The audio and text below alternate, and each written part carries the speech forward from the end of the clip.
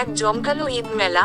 New York সিটির ব্রোঙ্কসে অবস্থিত golden প্যালেসে সম্প্রতি অনুষ্ঠিত হলো এক জমকালো ঈদ মেলা, যেখানে বাংলাদেশি পোশাক, জুয়েলারি এবং অন্যান্য সামগ্রী প্রদর্শিত হয়েছিল। মেলাটি প্রবাসী বাংলাদেশি সম্প্রদায়ের মধ্যে ঈদ উদযাপনের আনন্দ বাড়িয়ে তুলেছে।